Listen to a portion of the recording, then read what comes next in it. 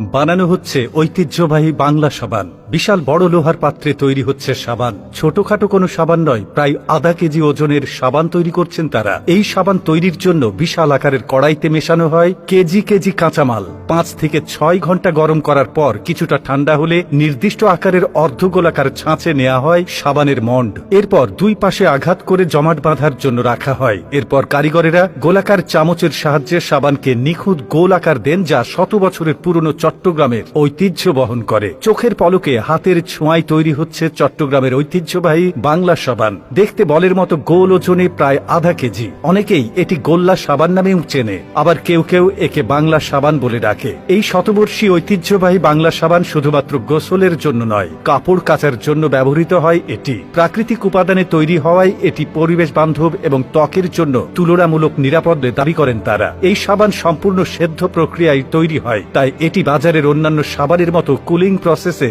বানানো হয় না, ফলে পানিতে সহজে গলে না। সাবানে কোনো অতিরিক্ত কেমিক্যাল, সুগন্ধি বা ফেনা যুক্ত করা হয় না। একসময় সাবানের কাঁচামাল পাকিস্তান থেকে আমদানি করা হলেও বর্তমানে দেশীয় চর্বি ব্যবহার করেই তৈরি করা হচ্ছে, এমনটাই জানালেন বাংলা সাবান তৈরির কারিগরেরা। চট্টগ্রামের চাকতাই, মাদারবাড়ি সহ বিভিন্ন এলাকায় এখনো এই কাপড় কাচার সাবান তৈরি হয়। ব্রিটিশ আমল থেকে চাকতাই খাল এলাকায় এই সাবান উৎপাদিত হচ্ছে এবং এটি পাকিস্তান আমল থেকেই জনপ্রিয়। 1947 সাল থেকে চাকতাইয়ের এই কারখানাগুলো হাতে তৈরি সাবান উৎপাদন করে আসছে। সাবানের মান ধরে রাখতে এতে পাম অয়েল, সয়াবিন তেল ও তিসির তেল দেওয়া হয়। সাবান শক্ত করতে সোডিয়াম সিলিকেট এবং পরিষ্কারের জন্য সোডিয়াম হাইড্রোক্সাইড ব্যবহার করা হয়। একসময় এই কেমিক্যালগুলো সৌদি আরব, চীন, কুয়েত থেকে আমদানি করা হতো। সন্ধ্যার পর কাঁচামাল বিশাল লোহার পাত্রে দেওয়া হয় এবং চর্বিগুলো গলতে থাকে। রাত ভর এই মিশ্রণ পাকানোর পর চর্বি গলে গেলে এতে প্রয়োজনীয় কেমিক্যাল ও তেল মিশিয়ে নাড়ানো হয়। গলিত সাবান